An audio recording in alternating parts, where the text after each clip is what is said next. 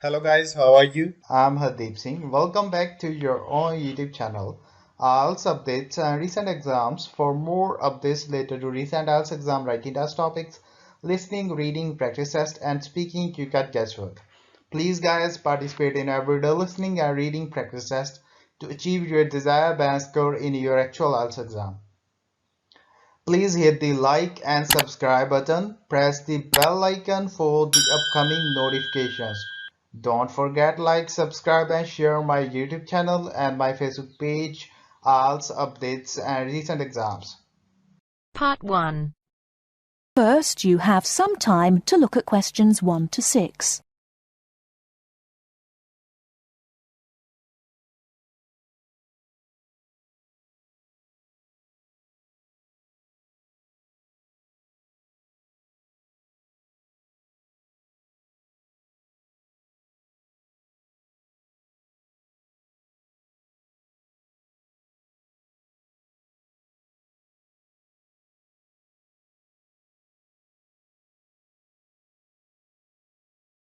Now we shall begin.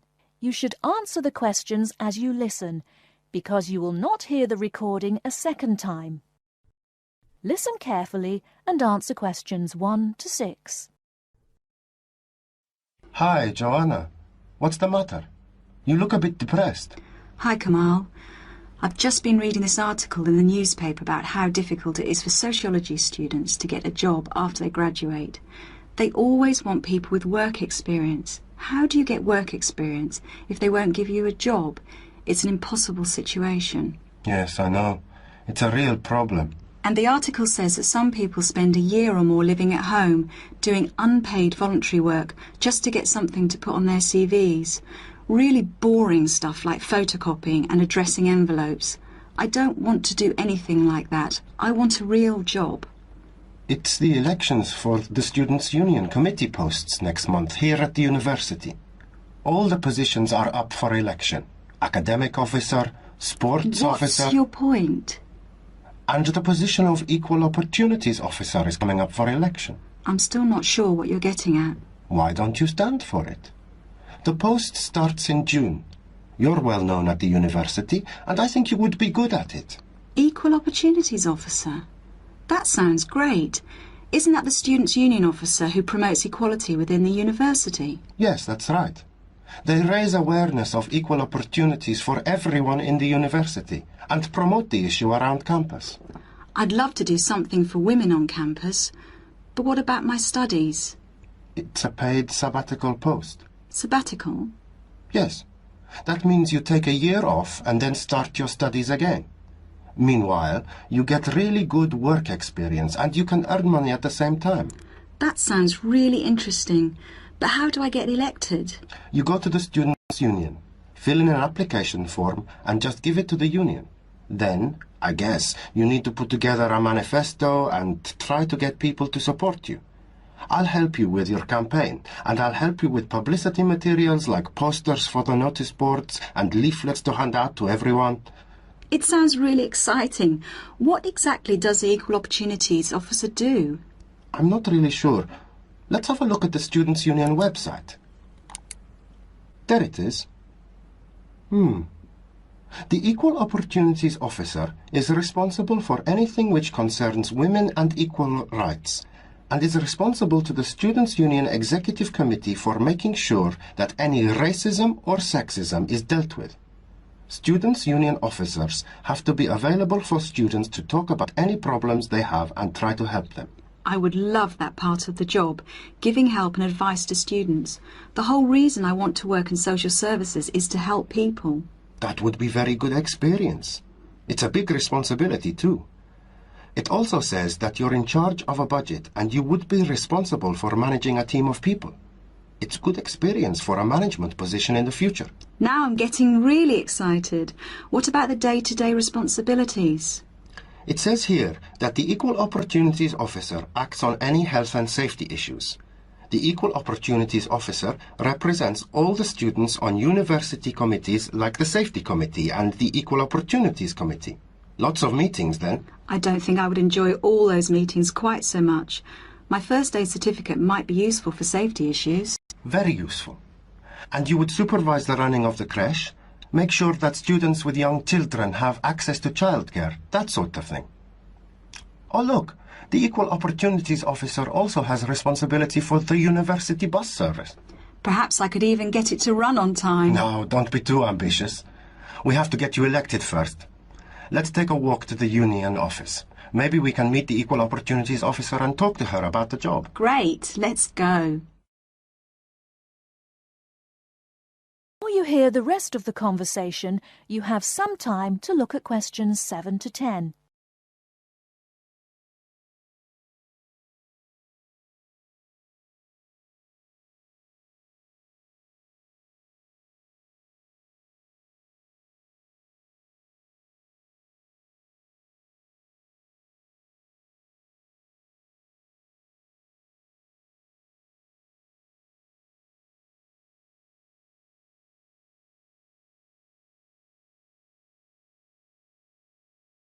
Now listen and answer questions 7 to 10.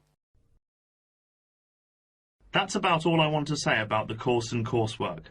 As you heard, it's very intensive and there's a lot of work to do. So, how to deal with all the work? It's really important to make sure you have good study skills. It makes the difference between failing, just passing, or doing well on any course. There are workshops given by student service counsellors on study skills. But I just want to put you in the picture with a quick overview of useful study skills. There are 5 points I want to make here. The main thing is to get organised. The first thing you need to do, as soon as you get your timetable and reading list, is to draw up a plan of study. Time management is what all students are bad at. Unfortunately, it's what they need to be very good at. Make up a timetable and put in all the things like lab work, lectures, seminars and tutorials that you will attend. Make a note of exactly what work you will do for each of your courses. Where do we get that from? Your lecturer will tell you exactly how you will be assessed at the end of the course. Make sure that you add in time for reading, preparing seminars and so on. Put deadlines into your study plan and put these deadlines into your computer to remind you when they are. With deadlines you need to be realistic and know yourself. Are you the kind of person who leaves things to the last minute? If you are, make sure you remind yourself about deadlines well in advance. Don't leave things to the last minute. That sounds like me. Aim to have a balanced life of academic work, a paid job if you need one, and social activities. As a rough guide, you should be doing 40 hours of academic work per week, and 5 to 15 hours for a part-time job, no more. The second point is don't be late or miss lectures. Remember, the person giving the lecture is probably the same person who sets your exams. In lectures, you hear information from the person who will be testing you on it. You will take much longer to gather it from other sources. Classes offer an opportunity to ask questions about difficult material, and you won't miss extra information. Thirdly, make sure that you regularly reread your notes from lectures, books and handouts. This will help you remember what you have done. Finally, 2 more important points. We expect you to work long hours on your own. The information we give you in tutorials and lectures is just a starting point, often comprising the main points of themes of the subject. After this, it's up to you to go into detail about the topic and be familiar enough on certain points to give a seminar on it if asked. The next and last point is this. You need to think about what you read and any information you get on a topic. We're looking for students who can evaluate material critically, students who can think critically. Students who simply read and remember information do not make as good progress as students who think about the subject and form their own opinions on it, based on looking at the subject from all points of view. So we are not just learning facts and figures. Facts and figures are an important part of learning, but not the most important thing. It's what you do with them that is critical.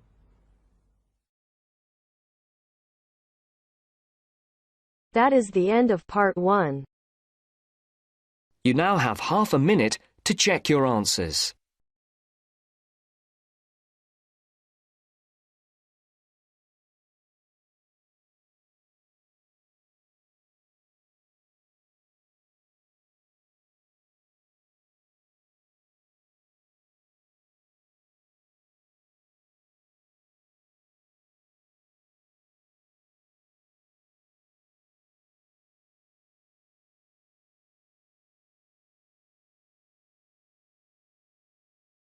Now turns to part 2.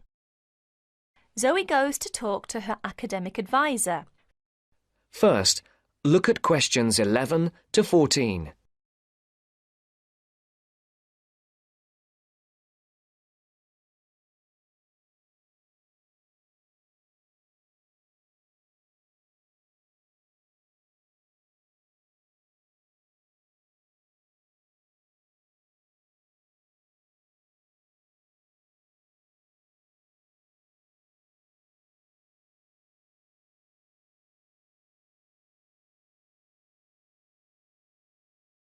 Listen carefully. How are you getting on, Zoe? Feeling at home yet? Well, more or less. There are still some things I need to buy, and I haven't found my way to all the facilities yet, but I really love the campus, and I've already made a few friends. Fantastic. Now let's see what we can do to get your studies off to the right start too. You're on the foundation course, so you can take up to 8 modules. What we advise is that you take 4 modules in the first semester and, assuming everything goes well, 4 in the second. Have you decided which you want to take in this semester? I haven't made my mind up yet. I can't decide whether to take Principles of Marketing or Introduction to International Trade. Well, that depends on your career goal. You're planning to work in the biotechnology sector, aren't you? Well, that's my present thinking, but I guess I might change my mind. Right, well, marketing is a broad general subject that you will find really useful in a number of careers. International trade, on the other hand, is more specific. That's fine if you're sure it's the sort of work you want to do.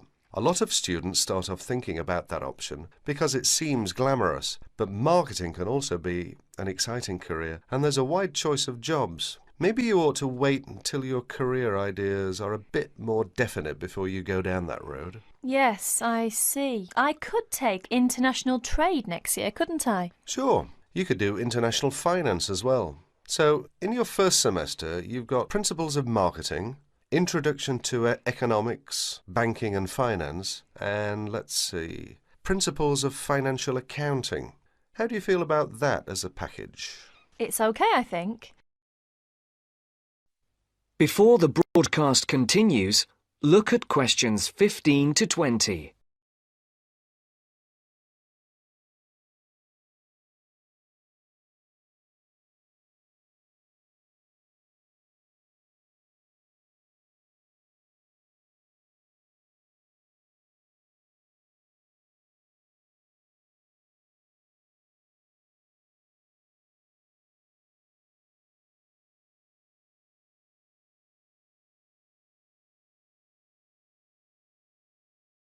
You will now listen to the second part of the talk. But I'm a bit worried about the maths. There'll be some statistics to do, won't there? Basic statistics, yes, but nothing more difficult than your last year of school maths. I know, but our maths syllabus was a bit old-fashioned. Mostly algebra, geometry, trigonometry and stuff, hardly any stats. Right, well, it sounds as if you could do with the maths brush-up course. Can I arrange for you to attend just the classes on statistics, if you like? That'd be great. I didn't want to do the whole of maths again, but the stats classes would make me feel much more confident, thanks. Hang on a minute, there's one more thing. Your English. Now, you know you have to reach a satisfactory standard in English by the end of your first year to be allowed to go on to the main BSc course. Yeah. Now I'm in an English-speaking environment and I have to speak English all the time. I'm sure I'll be all right. It certainly helps, but speaking isn't everything. You'll have to get your reading up to the standards where you can understand the books on your course reading list quickly. To get the information and ideas, you need to write your essays. That means you have to develop a high level of comprehension skills. You'll never get through the course material if you try to read the books intensively from cover to cover. That's why our language skills development program gives you a series of graded academic texts to study and answer questions on a limited time. You'll probably find it hard at first, having to work against the clock without a dictionary. How can I improve my skimming and scanning skills? Good question. For that, you'll have to do a range of specially designed exercises. Sometimes these will be from a transparency, because it is often how the lecture material is presented. Sometimes I think I'll never learn all the vocabulary. English is such an enormous language. I know what you mean. English is the biggest language ever, at least 350,000 words. Even Winston Churchill only knew 60,000, so they say. But as an academic student, you can get a lot of help from the academic word list by Avril Coxhead of Victoria University. That's in Wellington, New Zealand. I've studied word lists, of course, but how does this one help? The academic word list is based on a survey of 3.5 million words of academic text. It contains 570 families of the words most commonly found in academic texts. Well, that's apart from the 2,000 most useful words in English. They come in a separate list. You can see copies of both in the library. You said word families. Do you mean words that are similar? In a way, yes. It means that all the different grammatical forms of a word are listed together, so you can see the nouns, verbs, adjectives, forms with prefixes and suffixes and so forth. It'll be clearer when you look at it. Anyway, Avril Coxhead gives you really great hints about how to learn the words, so it shouldn't be too daunting.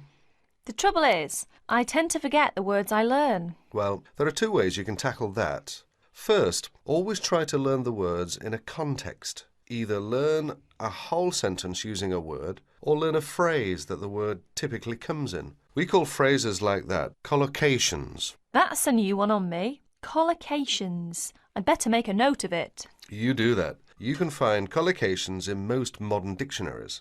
Anyway, as I was saying, there's a second study aid I recommend for vocabulary learning. When you get an assignment, take a sheet of paper and write 4 headings. Words I can use, words I can recognise but can't use, words I'm not sure of, words I don't know. Don't bother with the simple words, of course. Then go back after 2 weeks and look at the list again. Can you move any of the words into a better column? That is the end of part 2. You now have half a minute to check your answers.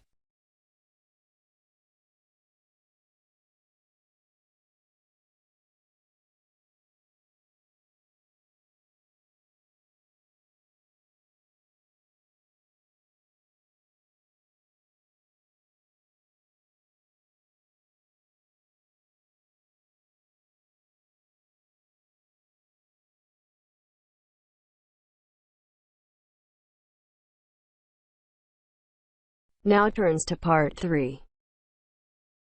Hear a discussion between 3 people in a university tutorial. In the first part of the discussion, they're talking about city traffic and the motor car. First, look at questions 21 to 24.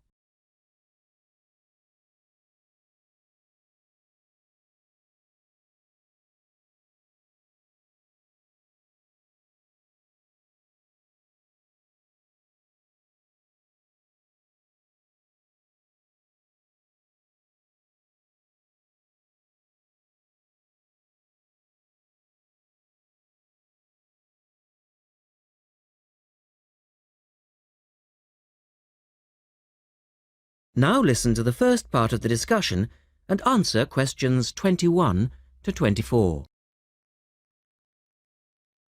We're very pleased to welcome Professor Isaac Nebworth to our tutorial group today. And he's come to share one of his pet passions with us, city traffic and our Western dependence on the motor car. I believe questions are quite welcome throughout. Thank you. Well, I know you're all very familiar with the superhighway here in Melbourne, but do superhighways automatically lead to super wealth, as our politicians would have us believe? I think not.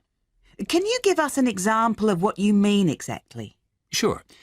Well, by continuing to encourage this dependence on the motor car, we simply create more congestion and more urban sprawl.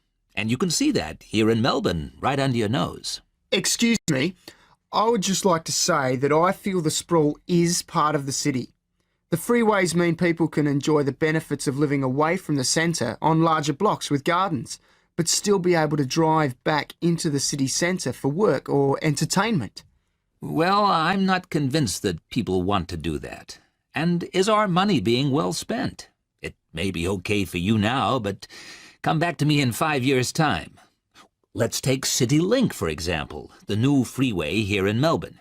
Well, I use the freeway all the time. I think it's great. Ah, yes, but it cost $2 billion to build, and you could have gotten 10 times the value by putting the money into public transport. If you give the automobile road space, it will fill that space, and you'll soon find you'll be crawling along your CityLink. But surely you cannot simply blame the car. Some of the blame must rest with governments and city planners. Well, there is an argument, surely, that building good roads is actually beneficial because most new cars these days are highly efficient. They use far less petrol than in the past, and emissions of dangerous gases are low.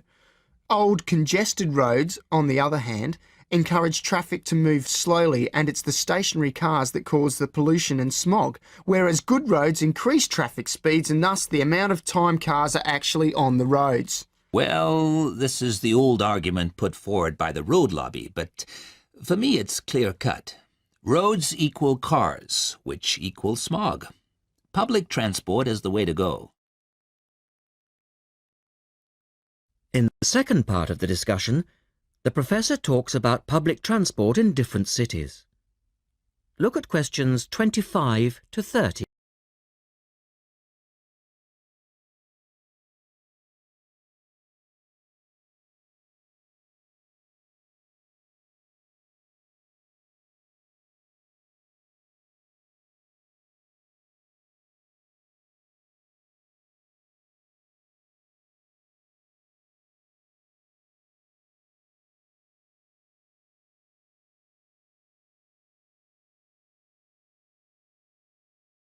As you listen to the discussion, complete the questions about public transport. Now, on that topic of public transport, I read somewhere recently that Australia isn't doing too badly in the challenge to increase the use of public transport. Better than America, granted, but by comparison with Canada, it's not so good. For instance, if you compare Toronto with the U.S. metropolis of Detroit, only 160 kilometers away, in Detroit, only 1% of passenger travel is by public transport, whereas in Toronto it's 24%, which is considerably better than Sydney, which can only boast 16%. Well, I think it's encouraging that our least car-dependent city is actually our largest city. 16% of trips being taken on public transport in Sydney isn't too bad. But it's a long way behind Europe. Take both London and Paris, for instance, where 30% of all trips taken are on public transport. Well, they do both have an excellent underground system. And Frankfurt comes in higher still at 32%. I understand that they've been very successful in Copenhagen at ridding the city of the car. Can you tell us anything about that experiment? Yes, indeed. Copenhagen is a wonderful example of a city that has learned to live without the motor car. Back in the 1960s, they adopted a number of policies designed to draw people back into the city. For instance, they paid musicians and artists to perform in the streets. They also built cycle lanes, and now 30% of the inhabitants of Copenhagen use a bicycle to go to work. Sydney, by comparison, can only boast 1% of the population cycling to work. It could have something to do with all the hills? Then they banned cars from many parts of the city, and every year 3% of the city parking is removed. And by constantly reducing parking, they've created public spaces and clean air. Really? There are also freely available bicycles, which you can hire for practically nothing. And, of course, they have an excellent public transport system. Well, that's all very well for Copenhagen, but I'd just like to say that some cities are just too large for a decent public transport system to work well, particularly in areas with low population, because if there aren't many people using the service, then they don't schedule enough buses or trains for that route. I accept that there's a vicious circle here, but people do need to support the system. And secondly, the whole process takes so long because usually you have to change. You know, from bus to train, that sort of thing. And that can be quite difficult. Ultimately, it's much easier to jump in your car. And often it turns out to be cheaper. Sure, but cheaper for whom? You or society? We have to work towards the ideal and not give in all the time because things are too difficult. Anyway, let's move on to some of the results of the survey, which I think you'll agree. That is the end of part 3. You now have half a minute to check your answers.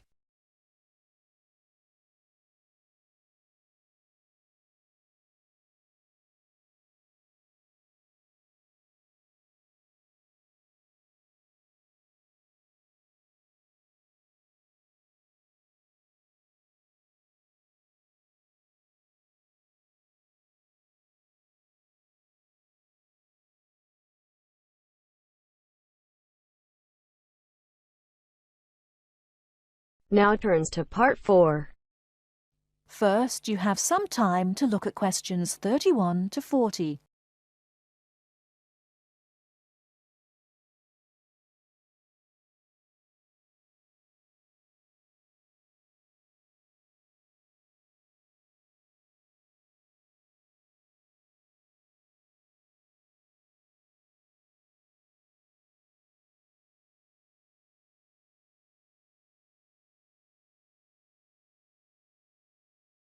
Now listen carefully and answer questions 31 to 40.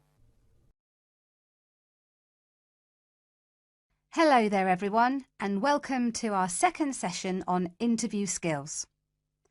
Now we have already looked at what to say in the interview and what to wear.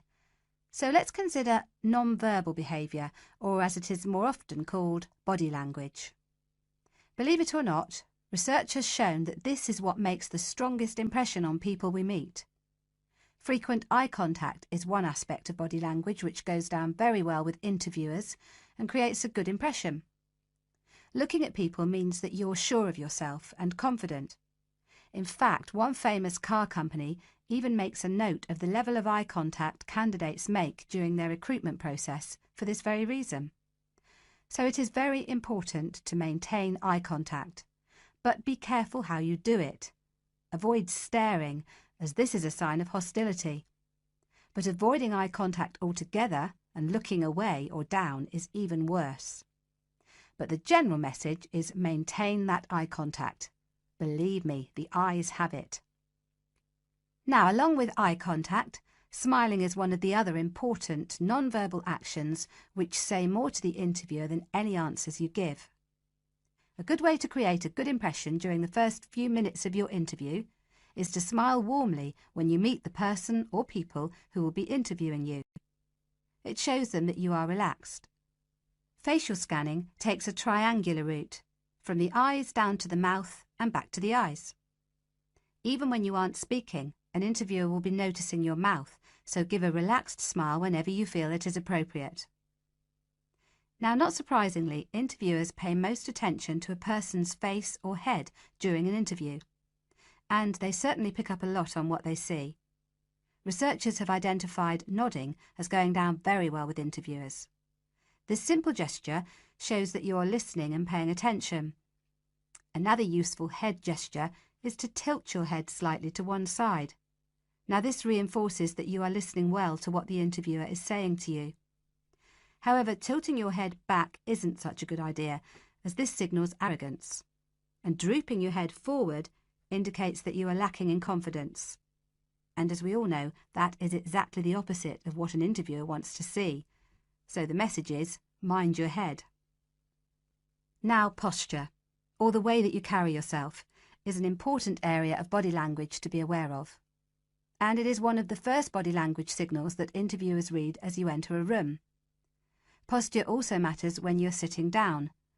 A well-supported position, with your shoulders square and sitting full back on the chair, will give the impression that you are confident, which is just what the interviewer wants to see.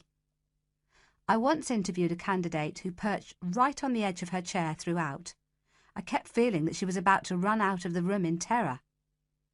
However, occasionally leaning forward slightly when the interviewer is speaking reinforces the message that you are keen and interested, as well as showing the interviewer that you're actually listening to what they are saying.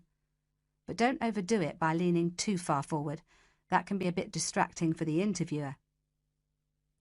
Now, we all tend to use our hands to gesture, especially when we are explaining something or as we become involved in what we are saying. This is fine. It shows that we are keen and perhaps even excited about something. However, what can work against someone at an interview is when they fidget. This kind of moving about is, of course, what we do when we are nervous, and fidgeting can be very distracting to watch. So if this is a problem for you when you get nervous, it is a good idea to practice sitting with your hands gently resting in your lap or on the arms of the chair. Try not to fold your arms though, as this tends to look uncomfortable or hostile. But whatever movements you make, be careful with your hands. They need to be kept well away from your mouth, head or face. In fact, experts say that when a hand flies up to or over a person's mouth, it implies that the person is worried or wound up about something. For most of us, staying calm in an interview situation is a challenge, so putting in a bit of practice in advance will help. So, to end with, here are a couple of suggestions on how to improve our body language. A good idea is to choose a role model, such as an actor or fictional character, or a public figure or someone you know. Then sit calmly and imagine that you are this person. Now, other countries have different body language signals. So remember that if you are being interviewed abroad, you may want to check if there are any special gestures to avoid. It's also a good idea to get used to reading body language signals. You can do this by simply watching how people interact in public places, such as on the streets or in restaurants. And finally, when people have struck up a rapport, it is reflected through the natural mirroring of each other's body language movements.